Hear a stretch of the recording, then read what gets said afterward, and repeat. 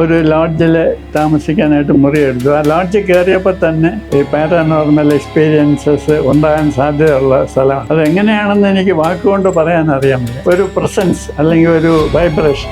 ഇത്തരത്തിൽ ഈ ഒബ്ജക്ട്സിന് എത്രത്തോളം പാരാനോർമൽ ആക്ടിവിറ്റീസുമായി ബന്ധമുണ്ട്? അപ്പോൾ നമ്മൾ വേറൊരാളുടെ ഹൃദയം നമ്മുടെ ശരീരത്തിൽ വെച്ച് കഴിഞ്ഞാൽ അയാളുടെ മെമ്മറീസ് ചിലപ്പോൾ നമുക്ക് വന്നെന്ന് വരും. അപ്പൊ അയാൾക്ക് പ്രിയപ്പെട്ടവർ നമുക്കും പ്രിയപ്പെട്ടവരായി മാറാം. അങ്ങനെ മാറാം. നമ്മൾ അവരെ അറിയണമെന്ന് പോലും ഇല്ല. ഒരു ആത്മഹത്യ നടന്നയിടത്ത് വീണ്ടും വീണ്ടും ആത്മഹത്യകൾ നടക്കാൻ സാധ്യതയുണ്ട്. ഒരു വീട്ടിൽ ഒരുപാട് ആത്മഹത്യ നടന്നു എന്ന് പറയുന്നു. അപ്പോൾ നിങ്ങളിതൊന്നും അറിയാതെ അവിടെ പോയി താമസിക്കുന്നു. ആ സ്ഥലത്തിൻ്റെ മെമ്മറിക്കകത്തെയും ആത്മഹത്യാ പ്രവണതയാണ്. പ്രത്യേകിച്ച് നമുക്കൊരു ചെറിയ ദുഃഖം വന്നാൽ മതി, പെട്ടെന്ന് നമ്മൾ ആത്മഹത്യയിലേക്ക് പോകാൻ വരും. അപ്പോൾ നമ്മൾ അവിടെ ആത്മഹത്യ നടന്ന കാര്യങ്ങളൊന്നും അറിയണമെന്നില്ല. ഈ സൈക്കോ കൈനറ്റിക് പവർ എന്താണ്? അത് മൈൻഡ് ഓൺ മാറ്റർ എന്ന് പറയും. അതുകൊണ്ടാണ് നമുക്ക് സൈക്കിക് ഹീലിംഗ് ഒക്കെ നടക്കുന്നത്. ഒരാൾക്ക് വേറൊരാളിനെ ഹീൽ ചെയ്യാൻ കഴിഞ്ഞെന്നാൽ, തന്നെ ഹീൽ ചെയ്യാൻ കഴിഞ്ഞെന്നാൽ, ഒരു വളരെ ഡിസ്ട്രസ്ഡ് ആയിട്ടുള്ള ഒരു സന്ദർഭത്തിൽ ചുറ്റുമുള്ള ഓബ്ജക്ട്സ് തന്നെ മൂവ് ചെയ്യുന്നവർ. അതാണ് നേരത്തെ പറഞ്ഞ പാരാനോർമൽ ആക്ടിവിറ്റി എന്ന് പറയുന്നത്. ഞാൻ സൈക്കിക് ആണോ എന്ന് ഞാൻ എങ്ങനെയാ തിരിച്ചറിയാം? ഒരാളെ കാണുമ്പോൾ തന്നെ ഇയാൾ ഇന്ന തരക്കാരനാണ്, അല്ലെങ്കിൽ ഇയാൾ ഇന്ന കാര്യങ്ങൾ ചെയ്യും, ഇപ്പൊ എനിക്ക് ഇയാളിൽ നിന്ന് ഇങ്ങനെയുള്ള അനുഭവങ്ങളാണ് ഉണ്ടാകുമ്പോൾ ഫ്രീ ആയിട്ട് ജഡ്ജ് ചെയ്യാൻ പറ്റുന്നതാണ്. അതെ, എല്ലാ കാര്യങ്ങളും മുന്നേ വിധിക്കപ്പെട്ടിട്ടുള്ളതാണ് അല്ലെങ്കിൽ മുന്നേ തീരുമാനിക്കപ്പെട്ടിട്ടുള്ളതാണെങ്കിൽ നമുക്ക് അതിനൊന്നും ഒരിക്കലും മാറ്റാൻ പറ്റില്ല എന്നുള്ളത് ഉറപ്പാണ്. നടക്കാൻ സാധ്യതയുള്ളതിനെ നമുക്ക് മാറ്റാം. ഈ സൈക്കോ കൈനറ്റിക് പവർ എന്താണ്? ഇന്ദ്രിയാതീതം എന്ന് പറഞ്ഞു കഴിഞ്ഞാൽ രണ്ട് ആസ്പെക്റ്റ് ഉണ്ട്. ഒന്ന് ജ്ഞാനേന്ദ്രിയങ്ങൾക്ക് അതീതവും, ഒന്ന് കർമ്മേന്ദ്രിയങ്ങൾക്ക് അതീതവും. അത് മൈൻഡ് ഓൺ മാറ്റർ എന്ന് പറയും. അതുകൊണ്ടാണ് നമുക്ക് സൈക്കിക് ഹീലിംഗ് ഒക്കെ നടക്കുന്നത്. ഒരാൾക്ക് വേറൊരാളിനെ ഹീൽ ചെയ്യാൻ കഴിഞ്ഞെന്ന് വരാം, തന്നെ ഹീൽ ചെയ്യാൻ കഴിഞ്ഞെന്ന് വരാം. ചിലപ്പോൾ ഒരു വളരെ ഡിസ്ട്രസ്ഡ് ആയിട്ടുള്ള ഒരു സന്ദർഭത്തിൽ ചുറ്റുമുള്ള ഓബ്ജക്ട്സ് തന്നെ മൂവ് ചെയ്തെന്ന് വരാം. അതാണ് നേരത്തെ പറഞ്ഞ പാരാനോർമൽ ആക്ടിവിറ്റി എന്ന് പറയുന്നത്. ചില വീടുകളിൽ ഇങ്ങനെ സാധനങ്ങൾ തന്നെ മൂവ് ചെയ്യുന്നത്. ഇപ്പൊ ഈ ബാധ ഒഴിപ്പിക്കുക നമ്മുടെ നാട്ടിൽ ഒരുപാട് കാലങ്ങളായിട്ട് നമുക്ക് കേൾക്കുന്ന ഒരു കാര്യമാണ്. ഏതെങ്കിലും തരത്തിൽ ഒരു സ്ത്രീക്കോ പുരുഷനോ ആർക്കാണെങ്കിലും ഇത്തരത്തിൽ അൺനാച്ചുറൽ ആയിട്ട് ബിഹേവ് ചെയ്യാൻ തുടങ്ങുന്ന സമയത്ത് ഒരു ബാധ പ്രവേശിച്ചതാണെന്ന് പറഞ്ഞാൽ അതിന് വേണ്ടിയിട്ടുള്ള മന്ത്രവാദക്കളങ്ങളൊക്കെ നമ്മൾ വളരെയധികം കണ്ടിട്ടുണ്ട്. ശരിക്കും ഒരു ബാധ എന്ന് പറയുന്നത് ആരാണ്? അത് കൂടുതലായിട്ടും ഒരു ഹിസ്റ്റീരിക്കൽ ഡിവൈസ് ആയിട്ടാണ് സൈക്കോളജിയിൽ കരുതുന്നത്. അതായത് നമുക്ക് താങ്ങാനാവാത്ത വികാര വിക്ഷോഭം ഉണ്ടാകുമ്പോൾ നമ്മുടെ മനസ്സ് അതിൽ നിന്ന് രക്ഷപ്പെടാൻ വേണ്ടി സൃഷ്ടിക്കുന്ന ഒരു ഡിവൈസ്, ഒരു തന്ത്രം ആണ് ബാധ. അത് വളരെ ടിപ്പിക്കലായിട്ട് പറഞ്ഞാൽ ഈ അഡോളസെൻസ് എത്തി കഴിയുമ്പോൾ സാധാരണ നാട്ടിൻപുറത്തൊക്കെ പെൺകുട്ടികളെ വീട്ടിന് വെളിയിൽ പോകാൻ അനുവദിക്കത്തില്ല. അപ്പോൾ അതുവരെ തുള്ളിച്ചാടി കളിച്ച് നടന്ന കുട്ടി പെട്ടെന്ന് വീട്ടു തടങ്കലിലാവുകയാണ്. അപ്പോൾ ഇത് ഇങ്ങനെ അടിച്ചമർത്തൽ സഹിക്കാൻ വയ്യാതെ വരുമ്പം ഒരു പൊട്ടിത്തെറിയുടെ രൂപത്തിലാണ് ബാധയായിട്ട് മാറുന്നത്. അപ്പോൾ പെൺകുട്ടി മരിച്ചുപോയ അമ്മൂമ്മയായിട്ടും അപ്പൂപ്പനായിട്ടും ഒക്കെ സംസാരിക്കാൻ തുടങ്ങും. അപ്പോൾ അത് ഉടനെ പിന്നെ പെൺകുട്ടിയെ മന്ത്രവാദിയുടെ അടുത്ത് കൊണ്ടുപോകുന്നു. അപ്പോൾ പെൺകുട്ടി അപ്പൂപ്പനായിട്ട് പറഞ്ഞ കാര്യങ്ങളൊക്കെ സാധിച്ചു കൊടുക്കുന്നു. ചിലപ്പോൾ അപ്പൂപ്പനായിട്ട് പറയുന്നത് പെൺകുട്ടിയെ സിനിമയ്ക്ക് കൊണ്ടുപോകണമെന്നായിരുന്നു. അപ്പോൾ പെൺകുട്ടിക്ക് സിനിമയ്ക്ക് പോകാൻ ആഗ്രഹമുണ്ട്, പക്ഷേ വിടുന്നില്ല. അപ്പോൾ ഇതൊരു ഡിവൈസ് എന്നാണ് നമ്മൾ പറയുന്നത്. പെൺകുട്ടിയുടെ മനസ്സ് സൃഷ്ടിക്കുന്ന ഒരു ഡിവൈസ്. അപ്പോൾ പെൺകുട്ടി അപ്പൂപ്പനെ കണ്ടിട്ടുണ്ടാവും, മരിച്ചുപോയ അപ്പൂപ്പൻ. അപ്പോൾ പെൺകുട്ടിയുടെ മനസ്സ് ഇൻവെൻറ്റ് ചെയ്യുന്ന ഒരു ഡിവൈസാണ് തന്ത്രം. അത് ബോധപൂർവമല്ല, അബോധപൂർവമാണ് സംഭവിക്കുന്നത്. ഇപ്പൊ നമ്മൾ മൺചിത്രത്താഴ് സിനിമയിൽ നമ്മൾ കാണുന്നുണ്ട്. അതിൽ ശോഭനയ്ക്ക് ഈ നാഗവല്ലി എന്ന് പറയുന്ന പ്രേതം ശരീരത്തിലേക്ക് കയറുന്ന സമയത്ത് അതിന്റെ ഒരു ക്ലൈമാക്സ് സീനില് ഒരു ഡമ്മി വെച്ചിട്ടാണ് ആ ഒരു ആത്മാവിനെ തന്ത്രപൂർവമായി നമ്മൾ പറ്റിക്കുന്നത് എന്ന് നമുക്ക് പറയാൻ സാധിക്കും. ഇത്തരത്തിലൊരു മൈൻഡിനെ നമുക്ക് മാനിപ്പുലേറ്റ് ചെയ്തിട്ട് ഇത്തരത്തിലുള്ള ബാധ പോലെയുള്ള പ്രശ്നങ്ങൾ മാറ്റിയെടുക്കാൻ പറ്റുന്നുള്ളതാണോ?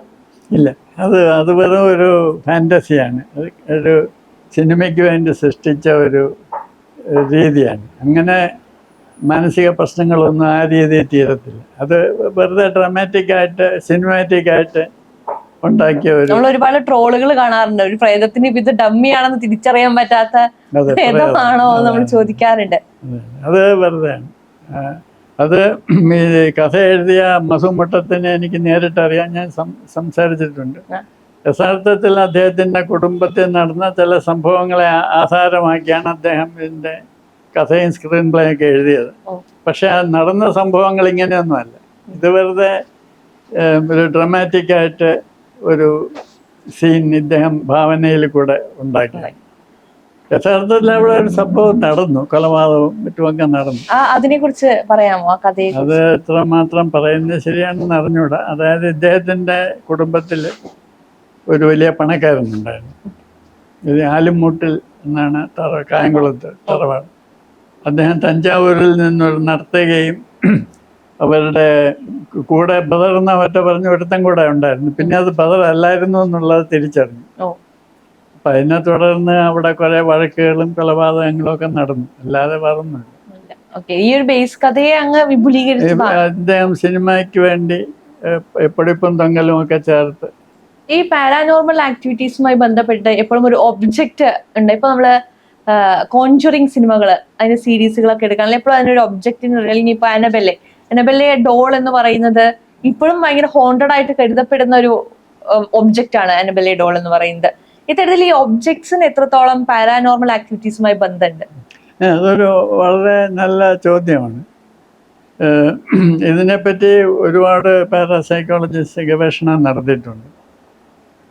ഈ ഓബ്ജക്ട്സിന് അതിൻ്റെതായിട്ടുള്ള അസോസിയേറ്റഡ് മെമ്മറി ഉണ്ടെന്ന് ഒരു വളരെ ബേസിക് ആയിട്ടുള്ള ഒരു പാരാസൈക്കോളജിക്കൽ ഹൈപ്പോത്തസിസ്. ഇപ്പോൾ നമ്മളുടെ ഓർഗൻ മാറ്റി വെക്കുന്നു, നമ്മുടെ ഹൃദയം മാറ്റി വെക്കുന്നു, അങ്ങനെ ഉള്ളവരെ പറ്റി പഠനങ്ങൾ നടത്തിയിട്ടുണ്ട്. അപ്പോൾ നമ്മൾ വേറൊരാളുടെ ഹൃദയം നമ്മുടെ ശരീരത്തിൽ വെച്ച് കഴിഞ്ഞാൽ അയാളുടെ മെമ്മറീസ് ചിലപ്പോൾ നമുക്ക് വന്നെന്ന് വരാം. അയാളുടെ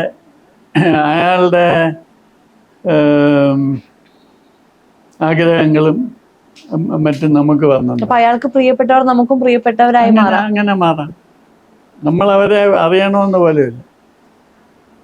പിന്നെ നമ്മൾ വേറൊരാളുടെ വസ്ത്രം എടുക്കുന്നു എന്ന് വിചാരിക്കും.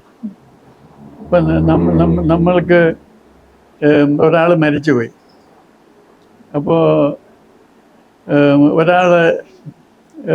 അയാളുടെ മരിച്ചുപോയ ഒരാളുടെ ഒരു വസ്ത്രം നമുക്ക് കൊണ്ട് ഗിഫ്റ്റ് ചെയ്യും. നമ്മളെ കഴിക്കുമ്പോൾ നല്ല ഡ്രസ്സാണ്.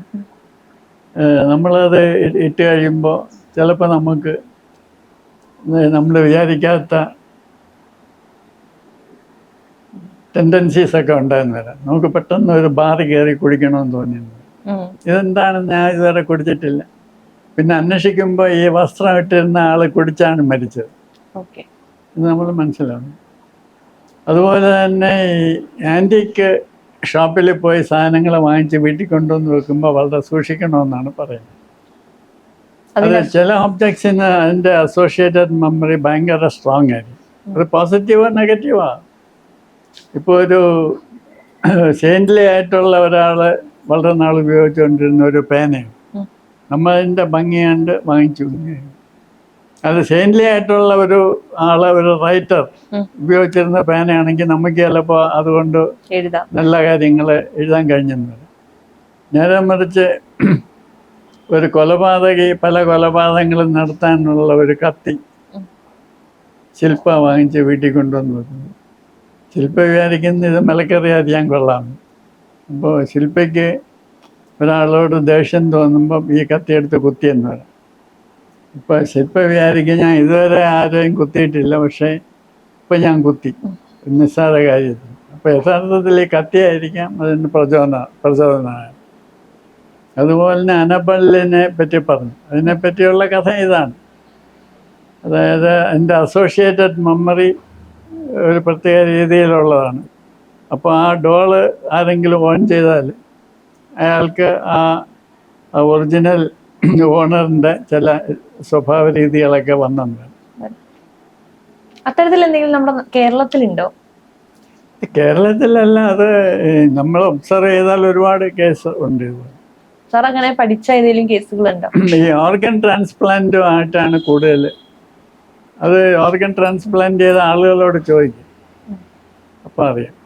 ഓക്കെ, ഈ ഒരു എക്സ്പീരിയൻസ് അവർക്ക് ഫീൽ ചെയ്യാൻ പറ്റുന്നുള്ളതാണ്. ഇപ്പൊ നമ്മള് വീട്ടിലൊരു മരണമൊക്കെ നടന്നു കഴിഞ്ഞാല് ആ മരിച്ച ആളുടെ വസ്തുക്കള്, ഇപ്പൊ ഡ്രസ്സുകളാണെങ്കിലും അല്ലെങ്കിൽ അവർ കിടന്നിരുന്ന ബെഡൊക്കെ ആണെങ്കിലും ചില ആൾക്കാരൊക്കെ അത് അതിന്റെ ഒപ്പം തന്നെ കത്തിച്ച് കളയുന്നത് കണ്ടിട്ടുണ്ട്. അതപ്പോ നല്ലതാണ് എന്നുള്ളതാണോ? അല്ല, അത് നമ്മൾക്ക് ഇത് അറിയാമെങ്കിൽ നമുക്കത് വിസ്റ്റാൻഡ് ചെയ്യാം. ഇപ്പം നമ്മളുടെ ബന്ധുക്കളാണെങ്കിൽ നമുക്കറിയാമല്ലോ. അതെ. അല്ല, ഈ കുഴപ്പം സംഭവിക്കുന്നത് ഈ വളരെ വിയേർഡായിട്ടുള്ള സ്വഭാവ രീതികളുള്ളവരുടെ വസ്ത്രം നമ്മൾ എടുക്കുമ്പോഴാണ് അത് പ്രശ്നമായിട്ട് മാറും. നമുക്ക് അറിയുന്നവരാണെങ്കിൽ ആ ഒരു സ്വഭാവ രീതിയെ നമുക്ക് ഉൾക്കൊള്ളാൻ പറ്റുമെങ്കിൽ അതിൽ തെറ്റില്ല. അല്ല, ഇപ്പോൾ ഒരു സ്ത്രീ ക്യാൻസറായിട്ട് മരിച്ചു എന്ന് കഴിഞ്ഞു. അപ്പോൾ അവൻ നല്ല സാരി, ശില്പയ്ക്ക് ഇഷ്ടപ്പെട്ടു, നല്ല സാരി.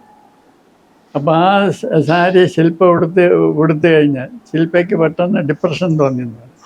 കാരണമില്ല, അവർക്ക് ക്യാൻസർ ആയത്. അതെ, അവർ ക്യാൻസറായിട്ട് കഷ്ടപ്പെട്ട സമയത്ത് അവർ സാരി ഉടുത്ത് കാണും. അപ്പോൾ അങ്ങനെയൊക്കെയുള്ള കോംപ്ലിക്കേഷൻസാണ് സാധാരണ വരാറുള്ളത്. ഇനി നമ്മള് ആത്മഹത്യകളെ കുറിച്ചിട്ട് എടുക്കുകയാണെങ്കിൽ, ഈ ഒരു ആത്മഹത്യ നടന്ന ഇടത്ത് വീണ്ടും വീണ്ടും ആത്മഹത്യകൾ നടക്കാൻ സാധ്യതയുണ്ട് എന്ന് കേട്ടിട്ടുണ്ട്. അതിൽ എത്രത്തോളം വാസ്തവമുണ്ട്? അത് സെയിം പ്രിൻസിപ്പിളാണ്. അതായത് ഈ ഓബ്ജക്ട്സിന് മെമ്മറി ഉണ്ടെന്ന് പറയുന്നത് പോലെ സ്ഥലങ്ങൾക്കും മെമ്മറി ഉണ്ട്, പ്രത്യേകിച്ച് വീടുകൾക്ക്. ഇപ്പോൾ ഒരു വീട്ടിൽ ഒരുപാട് ആത്മഹത്യ നടന്നു എന്ന് പറയുന്നു. അപ്പോൾ നിങ്ങളിതൊന്നും അറിയാതെ അവിടെ പോയി താമസിക്കുന്നു. അപ്പോൾ ആ സ്ഥലത്തിൻ്റെ മെമ്മറിക്കകത്തെയും ആത്മഹത്യാ പ്രവണതയുണ്ട്. അപ്പോൾ അവിടെ ഇരിക്കുമ്പോൾ ആ അസോസിയേറ്റഡ് മെമ്മറി കൊണ്ട് നമുക്കും അതേ ചിന്തകൾ വന്നുണ്ട്. പ്രത്യേകിച്ച് നമുക്കൊരു ചെറിയ ദുഃഖം വന്നാൽ മതി, പെട്ടെന്ന് നമ്മൾ ആത്മഹത്യയിലേക്ക് പോയെന്ന് വരും. അപ്പോൾ നമ്മൾ അവിടെ ആത്മഹത്യ നടന്ന കാര്യങ്ങളൊന്നും അറിയണമെന്നില്ല. അതുപോലെ തന്നെ ആക്സിഡൻസ്. ഇപ്പം എന്നെ ഒരിക്കൽ ടൗൺ പ്ലാനേഴ്സ് ഒരു ടോക്കിന് വിളിച്ചു. അപ്പോൾ ഞാൻ ഈ കാര്യം പറഞ്ഞു. അതായത് ഈ ആക്സിഡൻറ്റ് പ്രോൺ ഏരിയാസ് ഉണ്ട് റോഡുകളിൽ. അത് ചില ആക്സിഡൻറ്റ് പ്രോൺ ഏരിയാസിൽ ഫിസിക്കൽ റീസൺസ് കാണും, ലോ വിസിബിലിറ്റി അല്ലെങ്കിൽ റോഡ് കണ്ടീഷൻ മോശം, അങ്ങനെ പല. പക്ഷേ ഇതൊന്നും ഇല്ലാത്ത ചില ആക്സിഡൻറ്റ് പ്രോൺ സ്പോട്ടുണ്ട്. അവിടെ യാതൊരു കാരണവശാലും ഫിസിക്കൽ റീസൺസ് കൊണ്ട് ആക്സിഡൻറ്റ് ഉണ്ടാകേണ്ട കാര്യമില്ല. വിസിബിലിറ്റി ഉണ്ട്, റോഡ് സർഫസ് വളരെ ആക്സിഡൻറ്റ് പ്രൂഫാണ്, അത്ര സ്ലിപ്പറി അല്ല. എന്നിട്ട് പോലും അവിടെ വീണ്ടും വീണ്ടും ആക്സിഡൻറ്റ് ഉണ്ടാകും. ഇത് എൻജിനീയേഴ്സ് തന്നെ പറഞ്ഞു, അവർക്ക് എക്സ്പ്ലെയിൻ ചെയ്യാൻ വയ്യാത്ത ആക്സിഡൻറ്റ് പ്രോൺ സ്പോട്ട്സ് ഉണ്ട്. അപ്പോൾ അത് ഇതുപോലെ ആ റോഡിൻ്റെ മെമ്മറിയാണ്.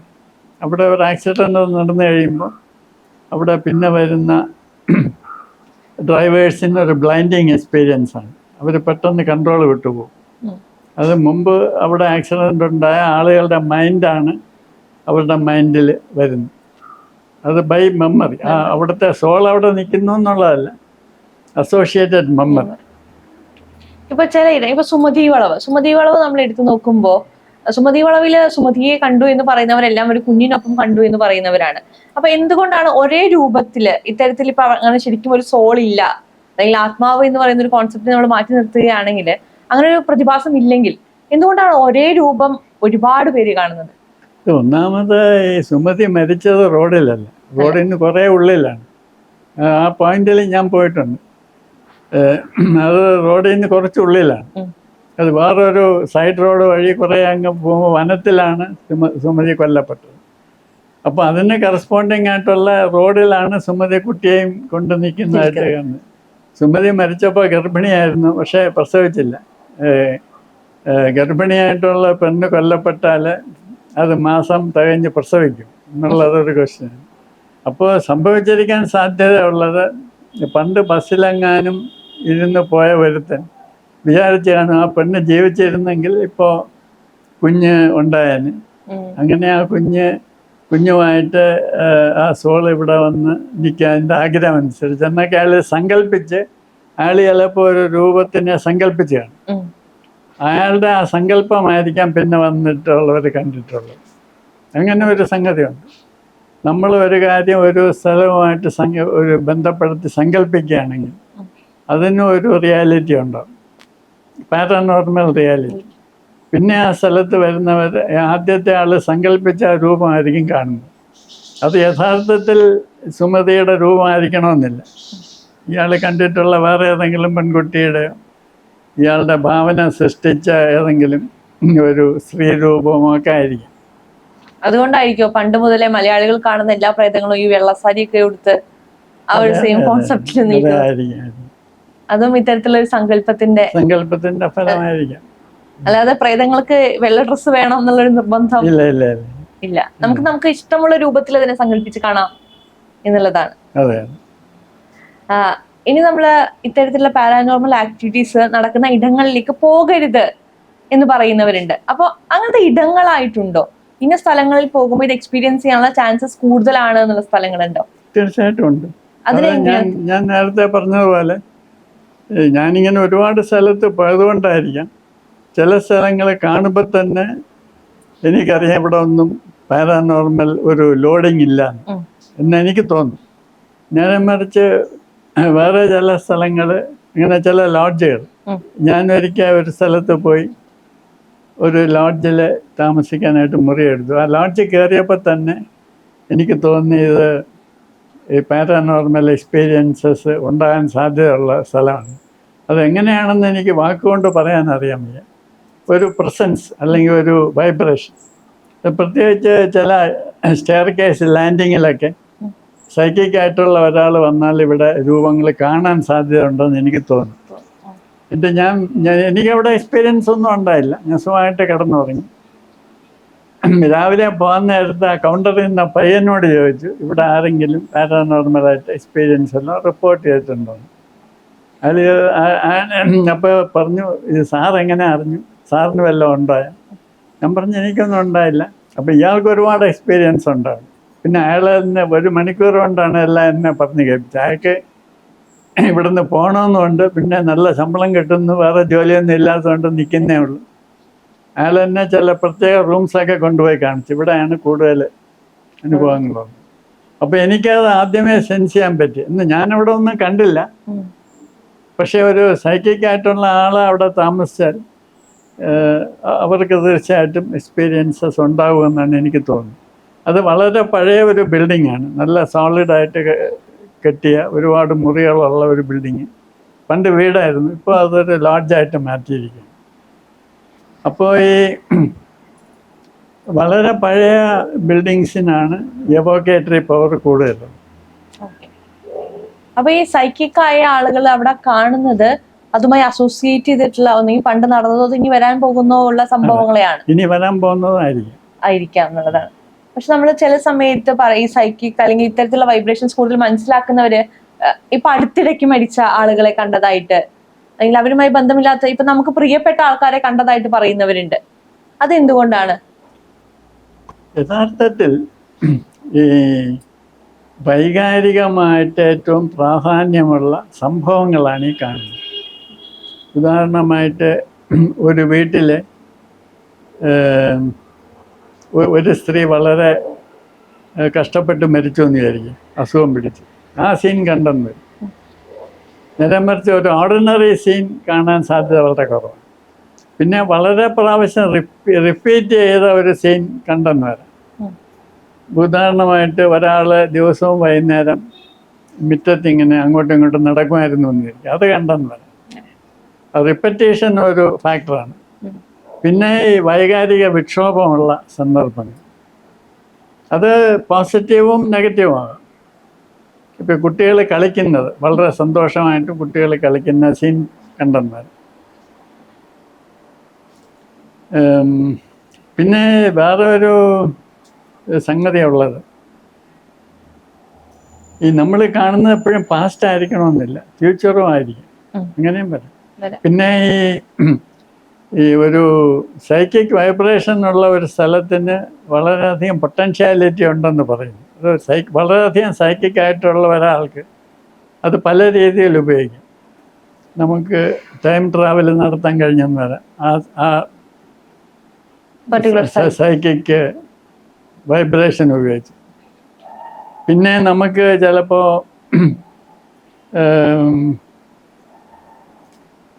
ടൈം ട്രാവൽ നടത്തി പണ്ട് പണ്ട് ജീവിച്ചിരുന്ന ഒരാളുമായിട്ട് ഡയറക്റ്റായിട്ട് ഇൻട്രാക്ട് ചെയ്യാൻ കഴിഞ്ഞെന്ന് വരാം.